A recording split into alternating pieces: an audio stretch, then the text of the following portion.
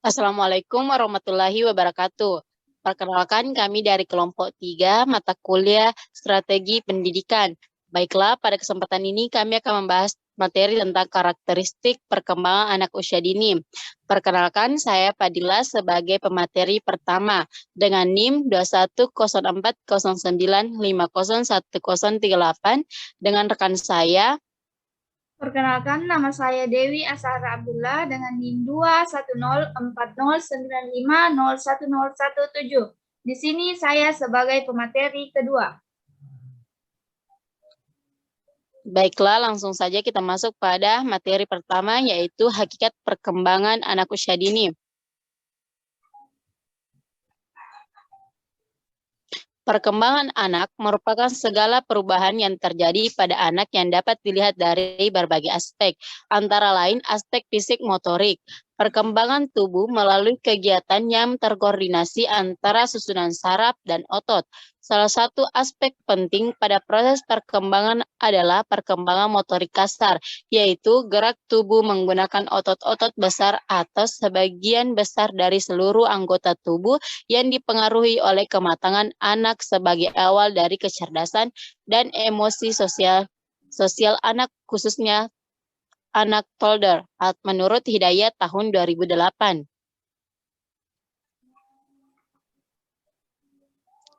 Baiklah, kita masuk pada pengertian perkembangan anak. Perkembangan merupakan bertambah sempurnanya fungsi alat tubuh yang dapat dicapai melalui kematangan dan belajar. Perkembangan anak terdapat suatu peristiwa yang dialaminya, yaitu masa percepatan dan perlambatan. Masa tersebut akan berlainan dalam satu organ tubuh menurut Silpana pada tahun 2007. Percepatan dan perlambatan merupakan suatu kejadian yang berbeda dalam setiap organ tubuh, tetapi masih saling berhubungan satu sama lain. Perkembangan merupakan suatu proses yang pasti dialami oleh setiap individu. Perkembangan ini adalah proses yang bersifat kuantitatif dan berhubungan dengan kematangan seorang individu yang ditinjau dari perubahan yang bersifat progresif serta sistematis di dalam diri manusia. B. Pertumbuhan dan perkembangan. Istilah pertumbuhan dan perkembangan seringkali digunakan seolah-olah keduanya mempunyai pengertian yang sama, karena menunjukkan adanya suatu proses perubahan tertentu yang mengarah kepada kemajuan. Padahal sesungguhnya istilah pertumbuhan dan perkembangan ini mempunyai pengertian yang berbeda. Pertumbuhan dapat diartikan sebagai perubahan yang bersifat kuantitatif sebagai akibat dari adanya pengaruh luar atau lingkungan. C. Ciri-ciri perkembangan anak. Perkembangan merupakan hasil interaksi kematangan susunan saraf pusat dengan organ yang dipengaruhinya, antara lain perkembangan neuromuskuler, motorik, bicara, emosi, dan sosial. Semua fungsi tersebut berperan penting dalam kehidupan manusia yang utuh, menurut Wijaya pada tahun 2008. Menurut Ikatan Dokter Anak Indonesia atau IDA pada tahun 2008, ciri-ciri perkembangan anak sebagai berikut. 1. Perkembangan melibatkan perubahan. 2. Perkembangan awal menentukan pertumbuhan selanjutnya. 3. Perkembangan mempunyai pola yang tetap. 4. Perkembangan memiliki tahap yang berurutan. 5. Perkembangan mempunyai kecepatan yang berbeda. 6. Perkembangan berkolerasi dengan pertumbuhan. 7. Karakteristik anak. 8. Periode perkembangan anak. Selanjutnya kita masuk pada prinsip dan tugas perkembangan anak. Cara anak usia dini berkembang memiliki ciri tersendiri. Banyak pandangan yang dikemukakan para ahli tentang perkembangan anak usia dini. Salah satunya adalah prinsip-prinsip perkembangan anak usia dini menurut Brinkup dan Koppel pada tahun 1997, yaitu sebagai berikut. 1. Perkembangan aspek atau ranah fisik, sosial, emosional, dan kognitif anak saling berkaitan dan saling mempengaruhi satu sama lain. 2. Perkembangan fisik atau motorik, emosi, sosial, bahasa, dan kognitif anak terjadi dalam suatu urutan tertentu yang relatif dapat diramaikan. 3. Perkembangan berlangsung dalam rentang yang bervariasi antar anak dan antar bidang. Pengembangan dari masing-masing fungsi. 4. Pengalaman awal anak memiliki pengaruh kumulatif dan tertunda terhadap perkembangan anak. 5. Perkembangan anak berlangsung ke arah yang makin kompleks, khusus, terorganisasi, dan terintegrasi. 6. Anak adalah pembelajar aktif. yang berusaha membangun pemahamannya tentang lingkungan sekitar dari pengalaman fisik, sosial, dan pengetahuan yang diperolehnya. 7. Perkembangan dan belajar merupakan interaksi kematangan biologis dan lingkungan, baik lingkungan fisik maupun lingkungan sosial. 9. Perkembangan anak mengalami percepatan bila anak berkesempatan untuk mempraktikkan berbagai keterampilan yang diperoleh dan mengalami tantangan setingkat lebih tinggi dari hal-hal yang telah dikuasainya. 10. Anak memiliki modalitas beragam atau ada tipe visual, auditif, kinestetik, atau gabungan dari itu. Untuk mengetahui sesuatu sehingga dapat berjalan, hal yang berbeda dengan cara berbeda pula dalam memperlihatkan hal-hal yang diketahuinya. 11. Kondisi terbaik anak untuk berkembang dan belajar adalah dalam komunitas yang menghargainya, memenuhi kebutuhan fisiknya, dan aman secara fisik maupun psikologis. Kalau pada masa bayi dan kanak-kanak, dunia akan lebih banyak dalam lingkungan keluarga. Maka pada masa anak atau masa anak sekolah, dunianya lebih banyak di sekolah dan lingkungan sekitar. Sejalan dengan hal itu, ada 3 dorongan besar yang dialami anak pada masa ini. 1. Dorongan untuk keluar dari rumah dan masuk ke dalam lingkungan kelompok sebaya atau playgroup. 2. Dorongan fisik untuk melakukan berbagai bentuk permainan dan kegiatan yang menuntut keterampilan atau gerak fisik. Dan 3. Dorongan mental untuk masuk ke dalam dunia konsep, pemikiran, interaksi, dan simbol-simbol orang dewasa. Baiklah, itulah tadi materi hakikat perkembangan anak usia dini. Selanjutnya saya kembalikan kepada pemateri kedua.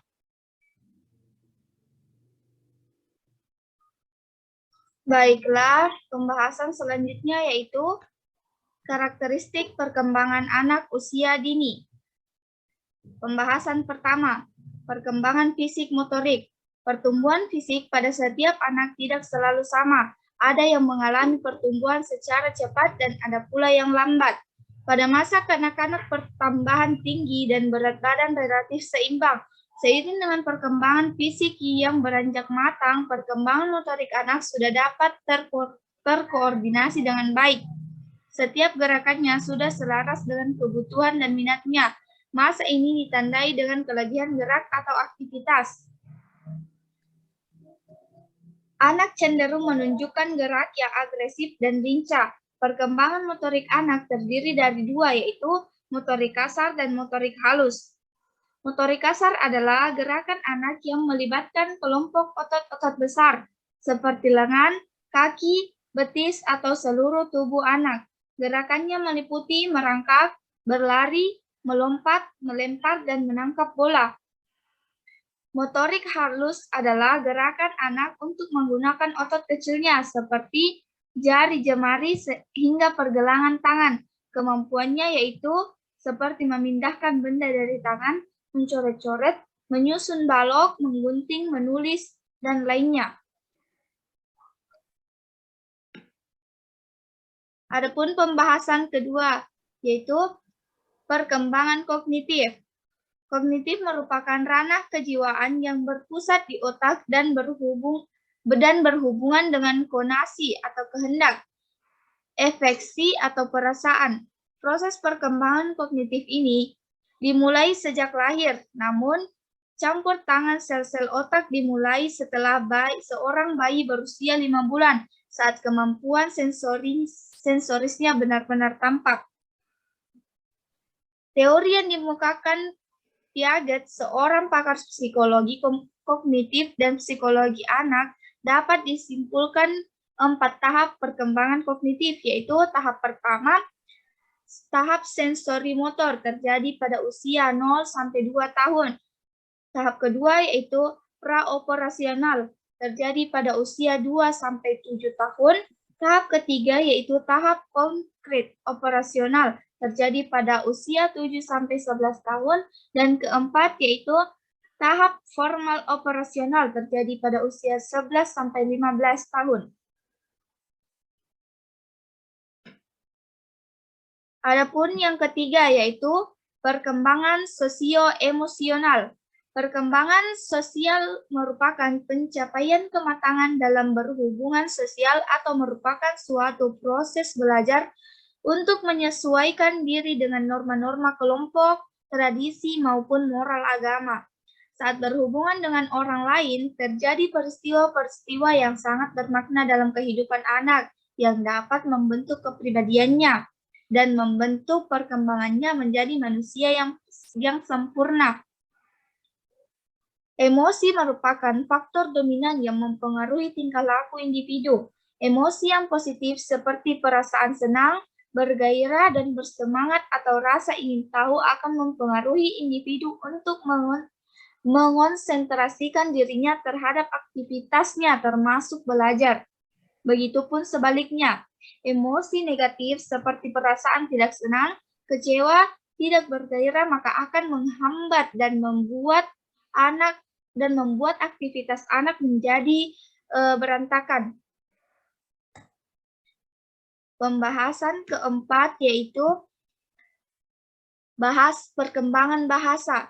Bahasa merupakan sarana berkomunikasi dengan orang lain. Dalam pengertian ini tercakup semua cara untuk berkomunikasi di mana pikiran dan perasaan dinyatakan dalam bentuk lisan, tulisan, isyarat atau gerak dengan menggunakan kata-kata, kalimat bunyi, lambang, gambar, ataupun lukisan. Faktor yang mempengaruhi perkembangan bahasa anak adalah 1. Proses kematangan. Dengan perkataan lain, anak menjadi matang atau organ-organ suara, bicara sudah berfungsi untuk berkata-kata.